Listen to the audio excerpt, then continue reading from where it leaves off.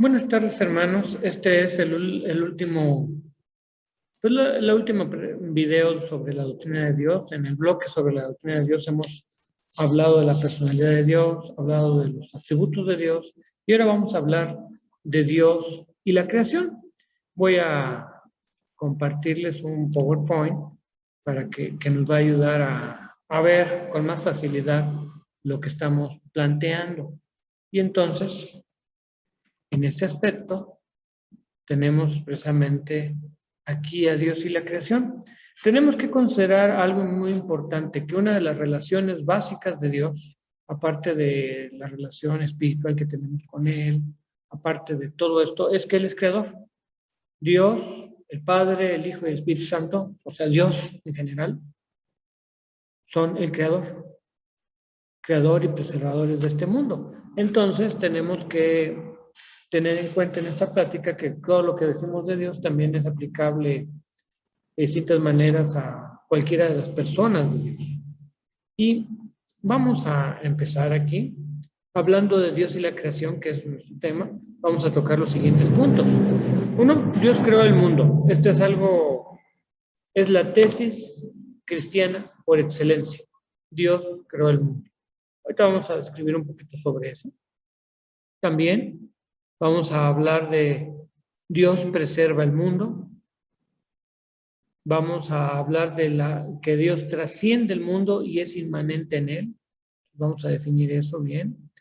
Y finalmente que Dios gobierna este mundo. Entonces, esos son los temas que vamos a tratar en esta sección. Yo espero que este video, que no va a ser muy largo, pueda ayudarnos a, pues, simplemente a ver este último bloque y a tener una idea clara acerca de lo que Dios sigue haciendo. Así que estamos hablando de Dios y la creación. Y hablando de Dios y la creación, lo primero que tenemos que decir es que en este punto se considerará la relación de Dios con la creación de una manera general. Así no vamos a entrar en particularidades, que si Dios creó, no vamos a hablar de lo que Dios creó, vamos a hablar de la creación en general, dando por hecho que ustedes entienden qué es la creación. Entonces, pues en el apartado sobre la creación se tratarán las particularidades de tal doctrina. La opinión del Antiguo y Nuevo Testamento es que Dios creó y es la explicación de la existencia del mundo. Este mundo existe porque Dios lo creó. O sea, no existe por sí mismo, contrario a lo que otras doctrinas filosóficas y otras cosas plantean, especialmente las ateístas, el hecho de que todo existe por la casualidad, que por ahí hubo alguna explosión en las estrellas, el famoso Big Bang, y eso produjo todo el universo.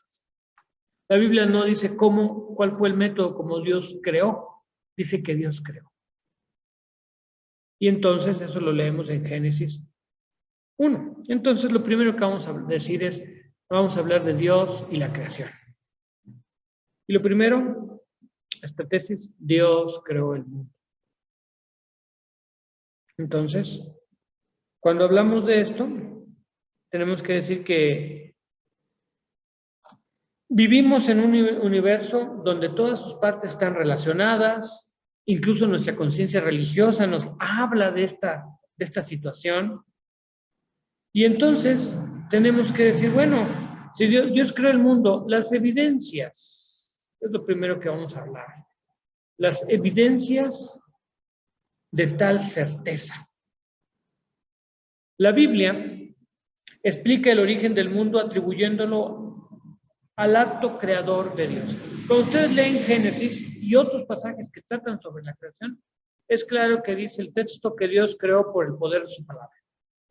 Hubo un acto creador y Dios creó todo, desde el material con que creó y todo hasta llegar al ser humano. Ese es más o menos el orden. Desde los cielos y la tierra, o sea, todo el universo, y luego todo lo que había en la tierra, se enfoca en la tierra. Entonces, Génesis capítulo 1, Colosenses 1:16, Hebreos 11:3 dice que Dios creó por la palabra, su poder.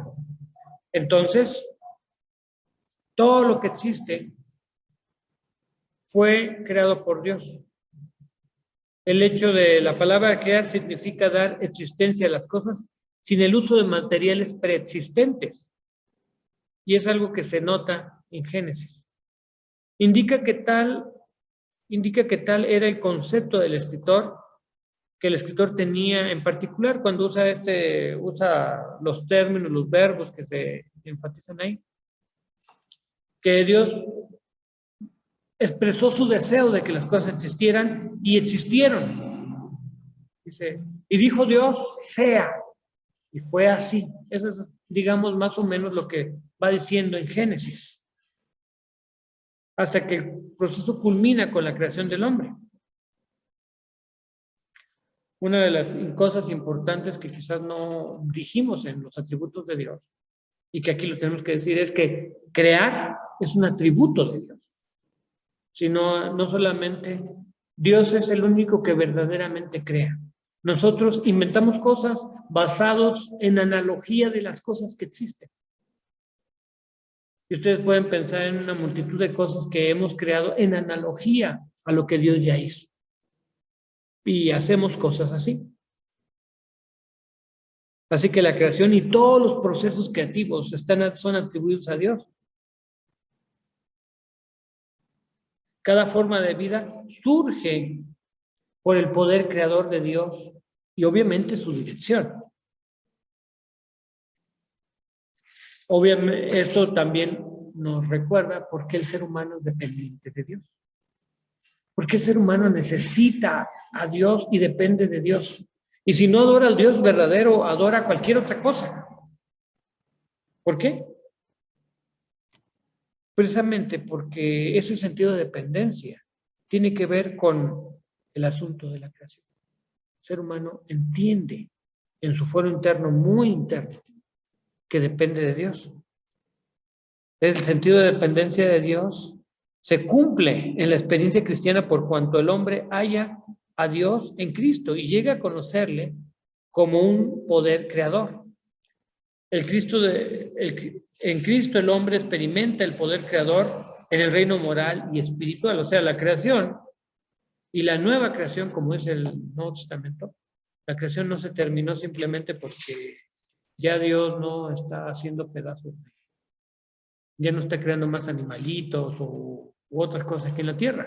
De hecho, Dios sigue creando. En el universo de repente nos dicen los científicos que hay una nova, una supernova, una gran estrella, porque Dios sigue creando cosas en el universo. Ahora, tenemos que recordar que la creación, la obra creadora de Dios no terminó cuando terminó Génesis, aunque en general sí, porque hay evidencia de que Dios está llevando a cabo un programa redentor en el mundo, y es una evidencia de que eso es evidencia de que el mundo tuvo origen en Dios, porque de otra manera, si el mundo fue independiente de Dios, ¿cómo es que Dios tendría un plan aquí, verdad? No hay otra alternativa. Y ahí tenemos que ver que todo lo que existe, existe por la voluntad de Dios. Tenemos que entender que, en primer lugar, cuando hablamos de la creación, estamos hablando de que Dios es una personalidad creadora. Y obviamente para aquellos que no creen en Dios, es más razonable, más lógico pensar en que Dios es una personalidad creadora, a pensar que todo lo que existe, incluso el ser humano, sea un producto de la mera casualidad.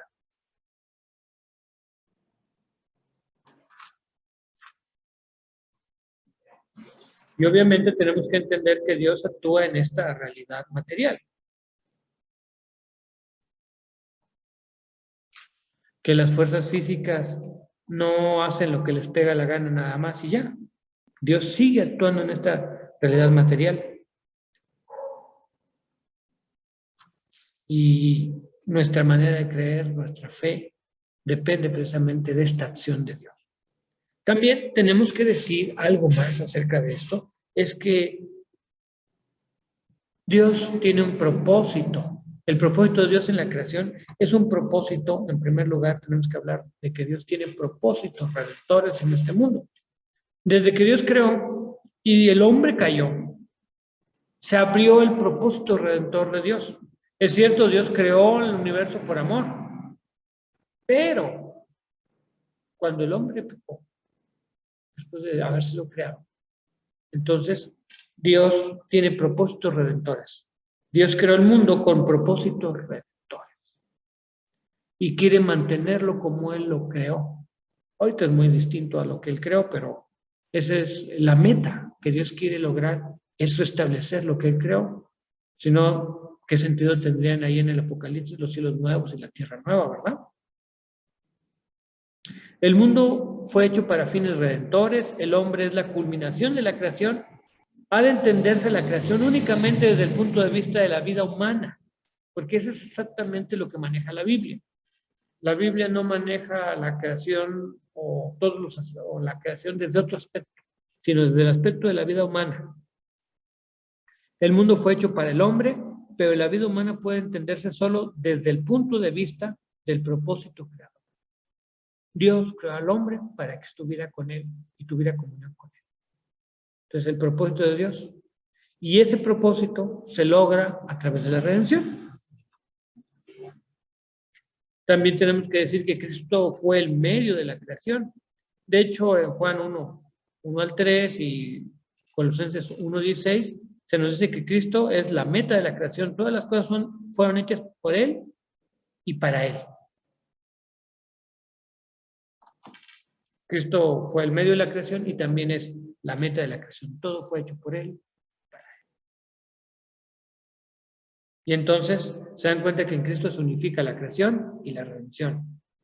¿Por qué? Porque la creación y la redención son cosas bien vinculadas. No son independientes. Dios creó de cierta manera. Era bueno en gran manera cuando Dios creó.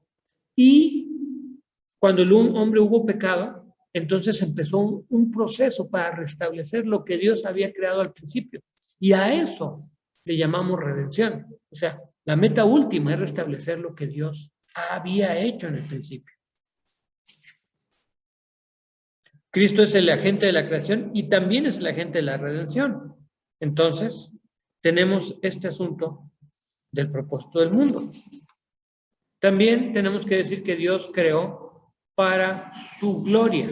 Entonces, con propósito, Dios creó el mundo con propósitos redentores y lo creó para su gloria. Y en ese sentido no tenemos que hablar de repente algunas personas piensan que crear para su gloria sería algo egoísta. Pero nosotros nos damos cuenta de que Dios, cuando hablamos de la gloria de Dios, estamos hablando de una gloria que sirve y que bendice a otros. No estamos hablando de una gloria egoísta que solamente trata de lucirse. Finalmente, el verdadero fin de la gloria de Dios es la redención.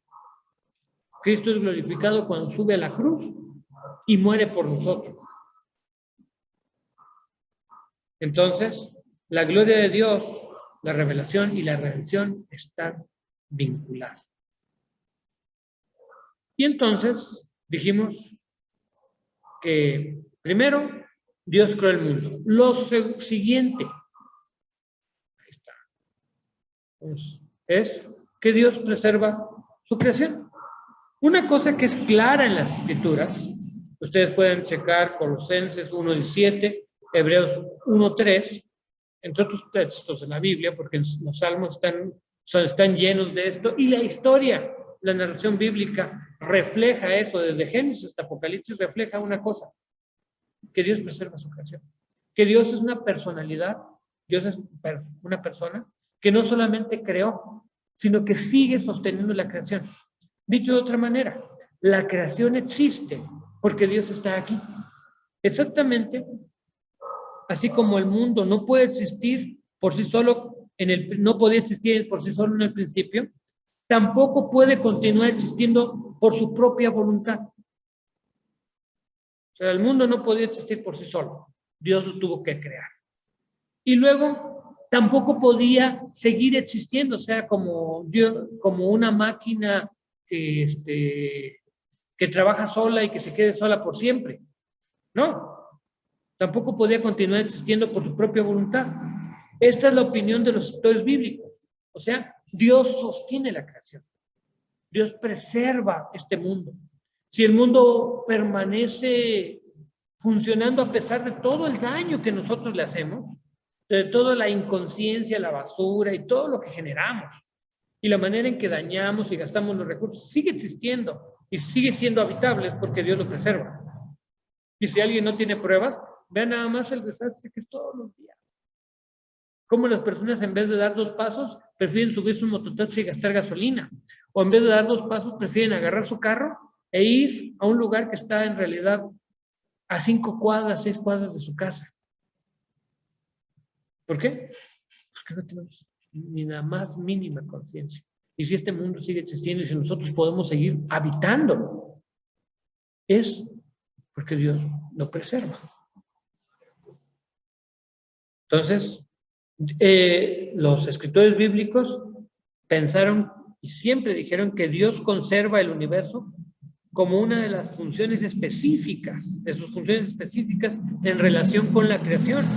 Dios no podía llevar adelante un programa redentor en un mundo si este mundo se bastara por sí mismo y que por lo tanto fuera independiente de él.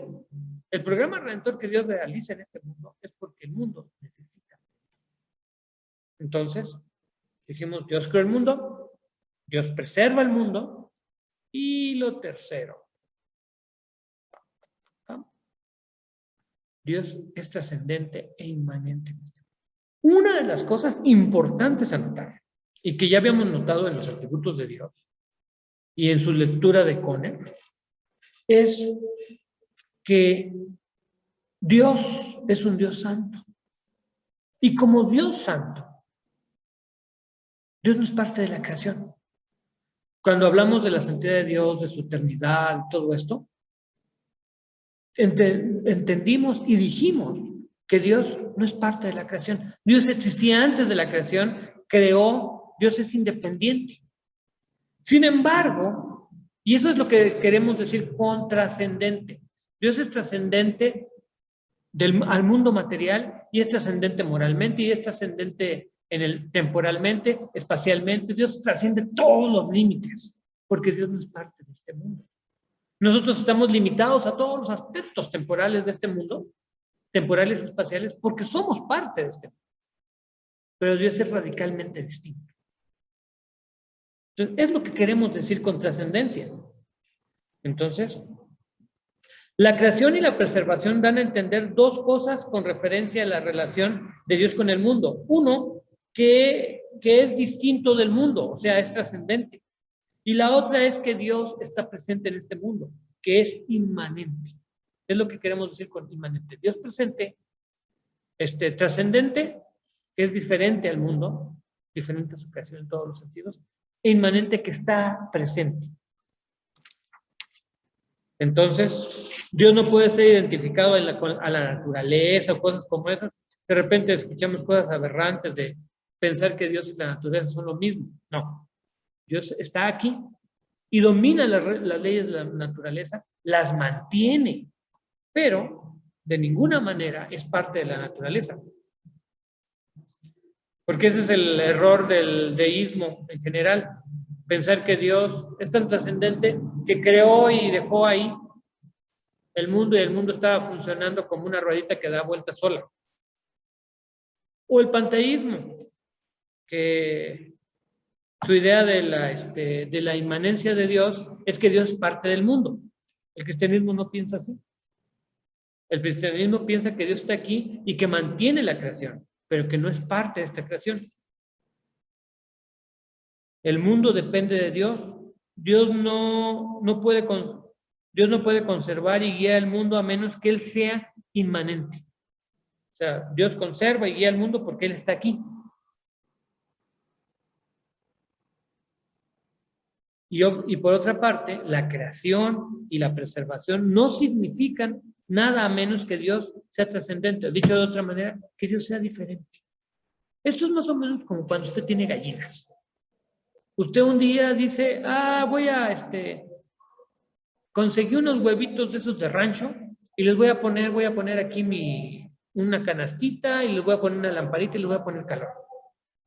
Y los voy a empollar y nacen sus pollitos. Y usted genera una granja. Usted no es parte de la granja. En ese sentido, usted es trascendente a su granjita de pollo. Pero es inmanente porque siempre está presente, siempre está dando de comer, siempre está cuidando, está controlando el calor. Y cuando nacieron los pollitos, les empezó a dar de comer, les empezó a dar agüita, y los puso en un espacio más grande para que se desarrollaran y para que se multiplicaran. Seguramente consiguió algún pollo de raza fina para que pudiera ser el papá de los pollitos que después iba a tener.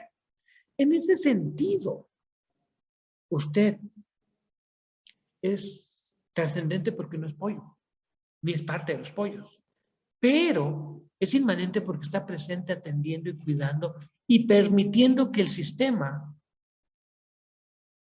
siga existiendo. Si algún día usted dijera, ya me cansé de los pollos y hay que ver quién los cuida, y los pollos quedan abandonados, en dos días ya se le murieron todos de sed.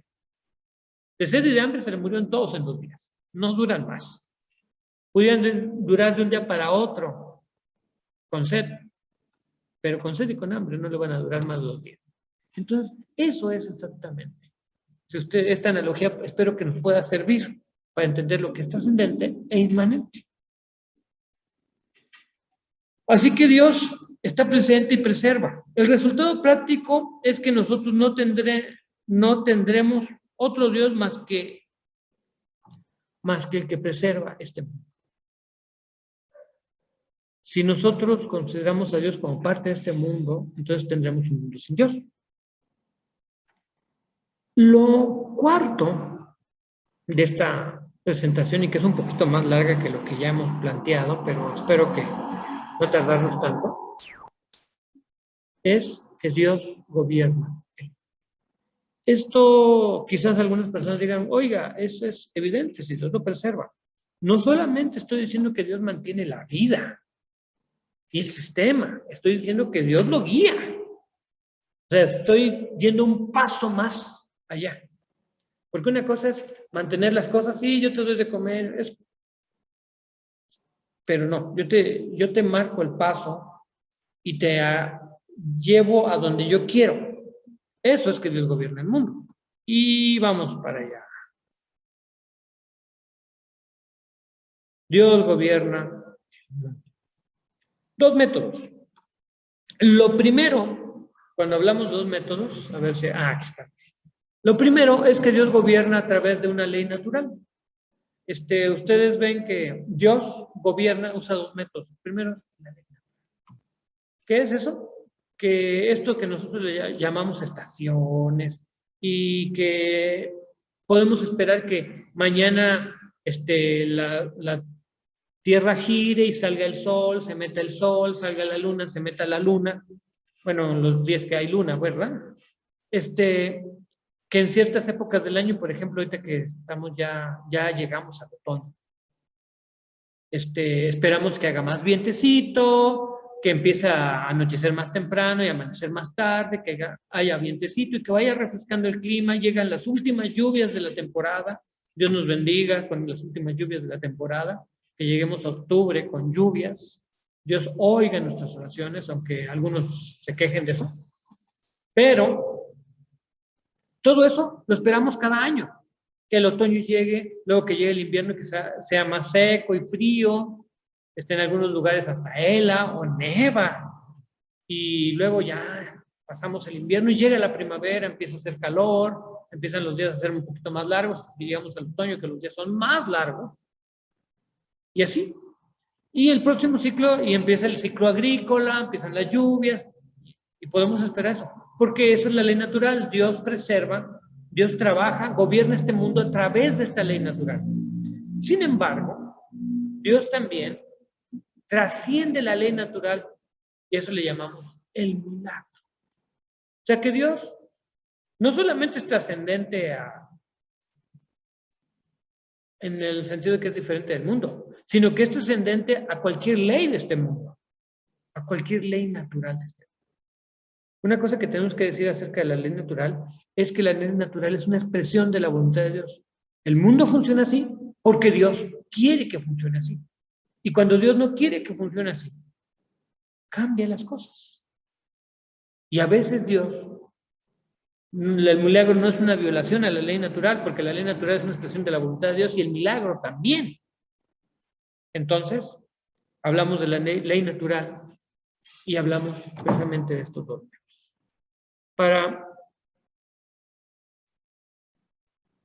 Para ser un poquito más específicos, vamos a definir qué es la ley natural. Una ley natural es un método de acuerdo con el cual suceden los fenómenos del mundo que nos rodea. Es lo que entendemos por ley natural. Cuando en teología hablamos de ley natural, estamos hablando de el método de acuerdo con el cual suceden los fenómenos en el mundo que nos rodea. Eso es la ley natural. Obviamente, sobre esta base, el hombre puede comunicarse, acomodarse al ambiente y ajustar su ambiente a sus propósitos. O sea, nosotros decimos, bueno, estoy en Oaxaca, aquí ahorita ya va a ser tiempo de cosechar, si algo sembraste, tienes que cosechar.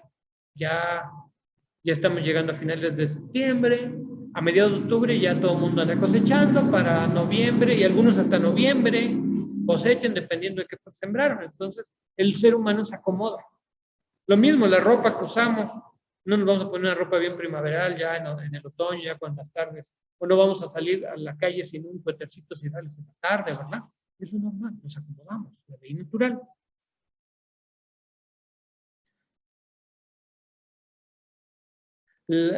Llamamos ley natural a una afirmación de la relación entre los antecedentes y consecuentes, a las causas y los efectos, a una afirmación que nos dé la relación uniforme de los fenómenos.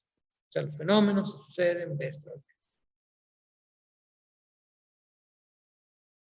Es la manera, es un método en que Dios opera. Luego tenemos la intervención sobrenatural de Dios. Y eso, obviamente, tenemos que entender que la intervención sobrenatural de Dios tiene que ver más que nada con el hecho de que Él no está sujeto, Él es trascendente. Pues Él es trascendente a esta realidad. Y entonces,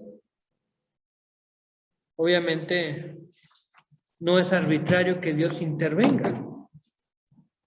La experiencia cristiana normalmente vindica este asunto de lo sobrenatural. Dios ha actuado, intervenido en este mundo de manera sobrenatural, simplemente envió a su Hijo al mundo. Que Jesucristo viniera al mundo fue algo sobrenatural. Muchas veces hablan de las personas sobrenaturales sobre cosas terroríficas y espantosas, pero no, lo sobrenatural puede ser algo tan sencillo como que Jesús vino al mundo, tan sencillo y tan complicado, ¿verdad?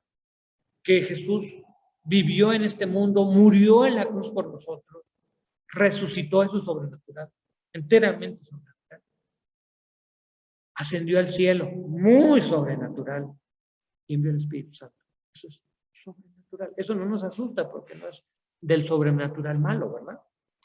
Pero es sobrenatural. Y Dios actúa en este mundo de esa manera. ¿Por qué? Porque Dios trasciende. Él es trascendente a todas las leyes naturales de este mundo, o a la ley natural. También tenemos el asunto de el milagro. ¿Qué pasa con el milagro?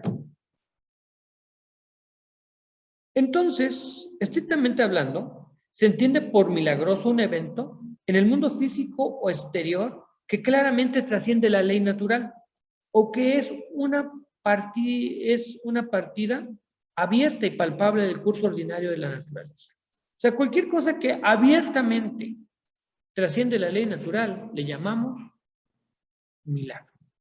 Un milagro debe entenderse como una forma de la voluntad de Dios. Así como la ley natural es la voluntad de Dios, el milagro, la intervención sobrenatural de Dios y el milagro son partes de esa voluntad de Dios, son expresiones de esa voluntad de Dios, son formas en que Dios está gobernando este mundo. Por eso cuando algunas personas piensan que oramos para que Dios haga cosas, y siempre que oras para que Dios intervenga de alguna manera especial, diríamos milagrosa, tienes que entender algo, que es si Dios quiere, porque es su voluntad la que se va a intervenir. La que va a intervenir es su voluntad. Entonces, El milagro es parte de la voluntad de Dios. No es una violación a la ley natural. La ley natural es parte de la voluntad de Dios, el milagro es parte de la voluntad de Dios, y Dios lo aplica según sus planes redentores. Dios no aplica la ley natural porque sí y el milagro porque sí, sino según sus planes y porque Él tiene un propósito redentor en este mundo, ¿verdad?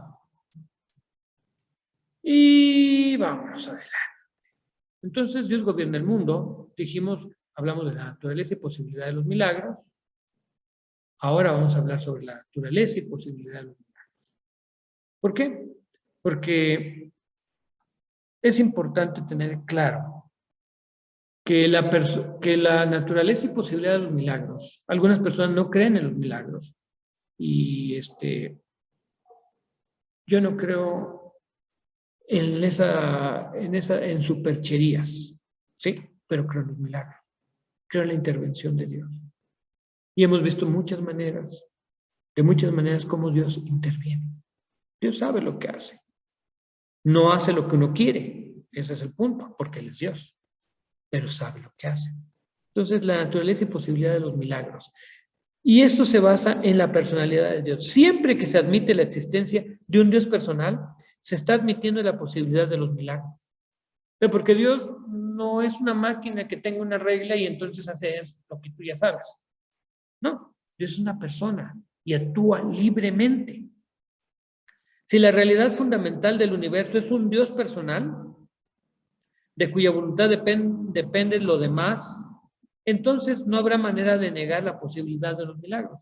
Los milagros siempre son posibles porque Dios es un ser personal que está actuando de manera personal y que entiende las cosas y que atiende los casos según sean. Siendo que la voluntad de Dios es el fundamento y el sostén del orden natural, la operación del orden natural puede variar si Dios así lo desea. ¿Y qué es el milagro? Una variación del orden natural. Algo que quizás por regla es inconcebible o no posible. Para Dios es posible, porque su voluntad puede cambiar la operación del orden natural. Simplemente piensen en la historia de Abraham y Sara. Un hombre de 100 años, una mujer de 90, se embarazan y tienen un hijo. Y se nos aclara que pues ella ya había pasado lo que nosotros llamamos, ya había pasado su edad reproductiva, vamos a dejarlo así. No me acuerdo ahorita del término y no quiero decir cosas que después suenan ridículas, ¿verdad? Entonces ya había pasado su edad reproductiva. Yo creo que a los 90 años cualquier mujer tiene claro que ya no va a tener hijos. Y a los 100 años muchos hombres, y la mayoría de los hombres entiende que pues los más seguros que ya no. Entonces, sin embargo, la voluntad de Dios hizo que ellos tuvieran un hijo. O sea, trascendió el orden natural. El orden natural puede variar, si Dios así lo desea, porque el orden natural es parte de la voluntad de Dios. La constancia de la voluntad de Dios, de la voluntad divina, es la base de la uniformidad en la naturaleza, que ya sabes que qué va a pasar tanto en el ciclo de la vida del hombre como en el ciclo de la vida natural, todo esto que va a pasar. Pero es porque Dios es constante, pero Dios puede variar su voluntad en algún aspecto mientras esto apoye su propósito redentor. Podemos entender el milagro por milagro como la inyección de la voluntad de Dios en el orden natural humano, de tal modo que produzca un resultado, el cual sería imposible sin esta inyección especial de la voluntad de Dios. Y obviamente el milagro es una expresión de la presencia de Dios. Dios está aquí, está pendiente. La presencia divina de lo que puede expresar el orden, más allá de lo que puede expresar el orden natural con su uniformidad. Entonces, pero debemos entender que el orden natural es la forma ordinaria en que Dios trabaja. Lo milagroso es su modo extraordinario de trabajo. Y entonces,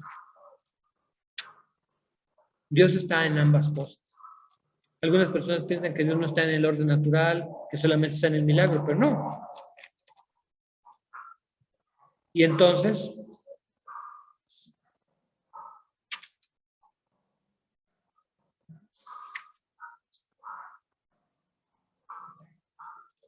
ya ahí tenemos que, entonces, lo que habíamos dicho, la voluntad de Dios se expresa a través de la ley natural y en los milagros. El milagro es entonces esencialmente un acto de creación. Entonces es algo que tenemos que decir. El milagro es esencialmente un acto de creación.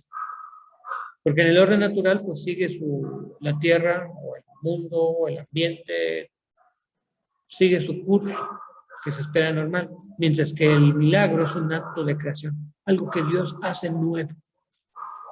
Y puede ser cualquier milagro.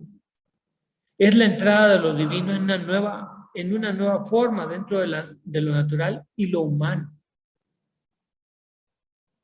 Y existen dos tipos de milagros. Quizás nosotros normalmente agarramos los milagros en bloque, pero en realidad existen dos tipos de milagros. Existe, por ejemplo, milagros como la encarnación, la resurrección y la resurrección de Jesús, su exaltación. Son milagros que tienen resultados permanentes. Entonces, hay milagros con resultados permanentes.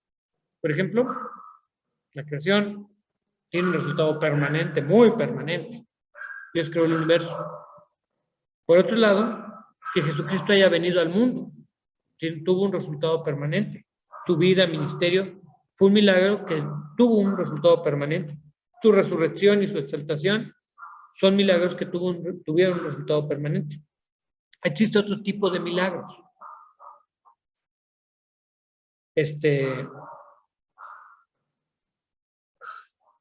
Y ese es el caso de, por ejemplo, lo que Dios hace con nosotros.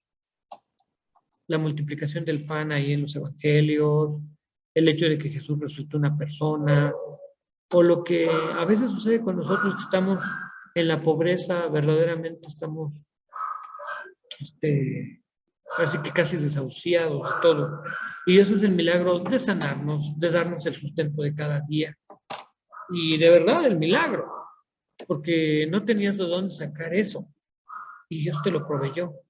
Alguien Dios tocó su corazón y te trajo una despensa. Y de eso vives hasta que puedes tener algún recurso. Eso es un milagro. Puede ser que alguien no lo vea tan maravilloso, pero es un milagro. Y es la obra de Dios. Sin embargo, estos milagros no son permanentes. Te comes la bolsita de frijol que te trajeron, te comes las papas y ya, se acabó. Entonces, hay milagros permanentes y revolucionarios, y hay otros milagros que solamente son temporales y didácticos, nos enseñan algo y son muy temporales. Por ejemplo, Jesús les dio de comer a los 5,000, o Jesús te sana a ti de una enfermedad difícil. ¿Cuántas veces hemos orado por personas que tienen enfermedades gravísimas? Y en estos días, en estos 2 últimos años, hemos orado por una multitud de personas que han padecido enfermedades gravísimas, como el COVID. Y Dios ha actuado en sus vidas. Pero eso no significa que su vida van a vivir para siempre, es temporal. Entonces, 2 tipos de milagro. Y continuamos.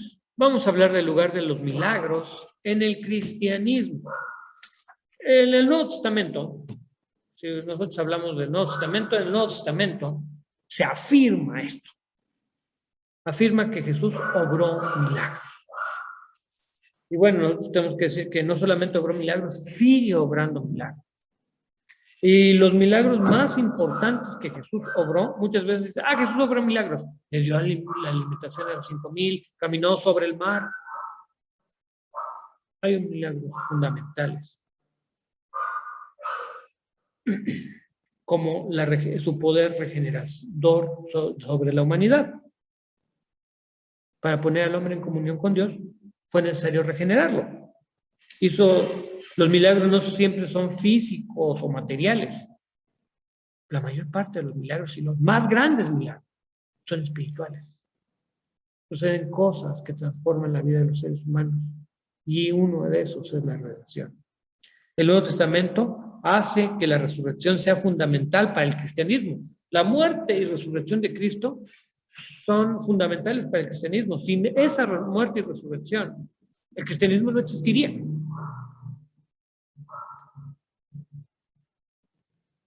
O sea, nosotros nos damos cuenta que el cristianismo es sobrenatural siempre y milagroso, porque nuestra fe depende de milagros. El milagro de que Dios envió a su Hijo al mundo, el milagro de que su Hijo murió en la cruz por nosotros y resucitó. Evidencia de los milagros de Jesús. Y entonces, ¿qué tenemos ahí? Vamos a pasar la página. Una cosa en favor de los milagros de Jesús es el hecho de que el elemento milagroso está arraigado en la narración de los evangelios y es imposible removerlo. Algunas personas han dicho que los milagros son parte de la narrativa, pero son enseñanzas nada más y no necesariamente existieron. Eso es falso. Cuando Jesús quiso enseñar algo, enseñó a través de una parábola y quiso ejemplificar algo. También enseñó cosas a través de los milagros, tanto así que Juan les llama señales.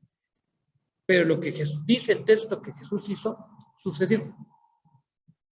Y eso es fundamental en la fe cristiana. O sea, porque decimos los milagros, decimos aquí los milagros en el cristianismo y la evidencia de los milagros. Tenemos ahí, lo primero es que son parte de la narración de los evangelios y es una parte verdadera.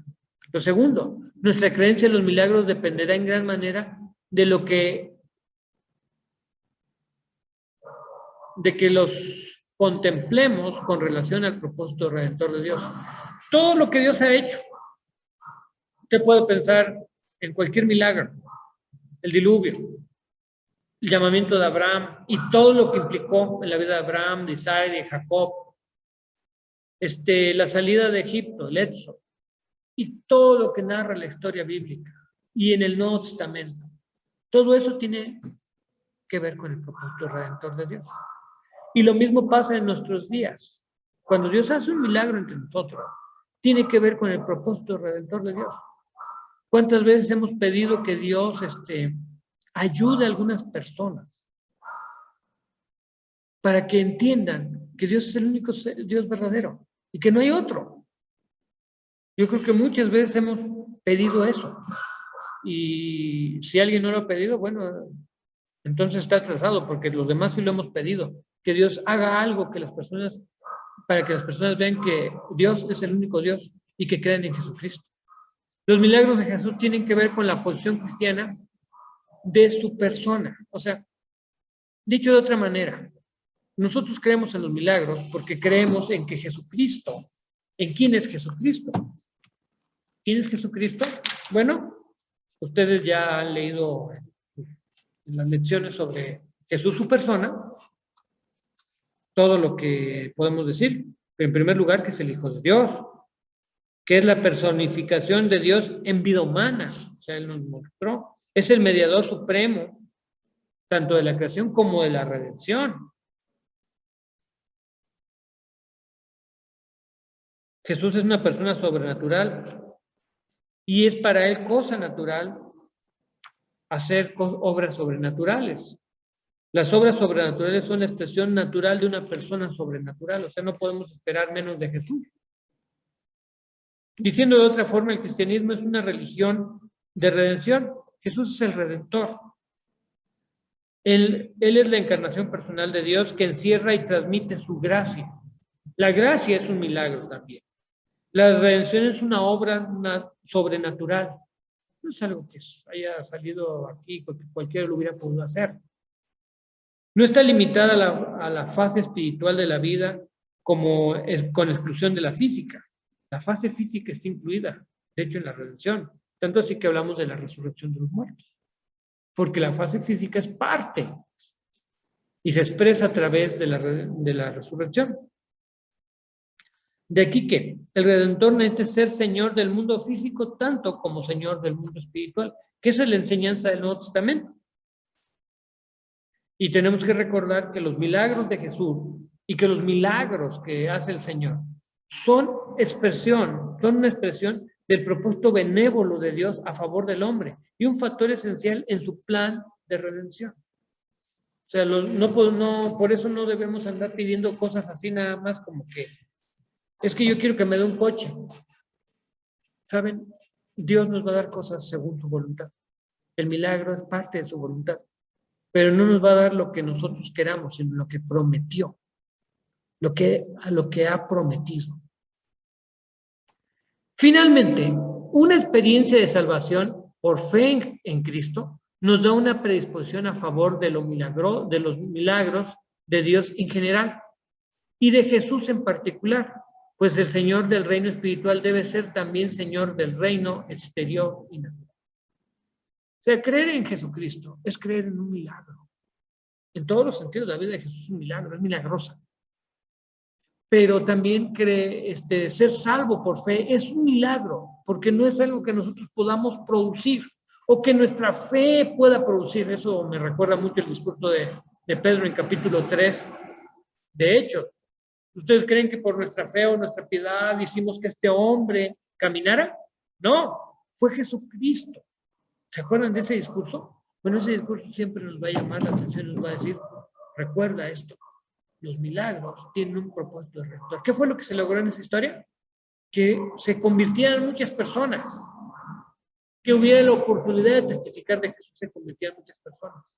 Por eso no podemos andar pidiendo cualquier cosa. Debemos pedir como los apóstoles, que Dios haga maravillas para que el mundo pueda ver a Cristo.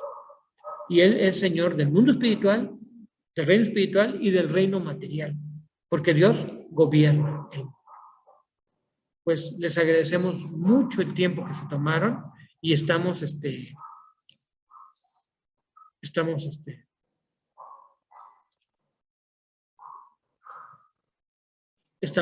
finalmente finalizando este bloque sobre Dios y les agradecemos el tiempo que se tomaron en verlo. Dios los bendiga.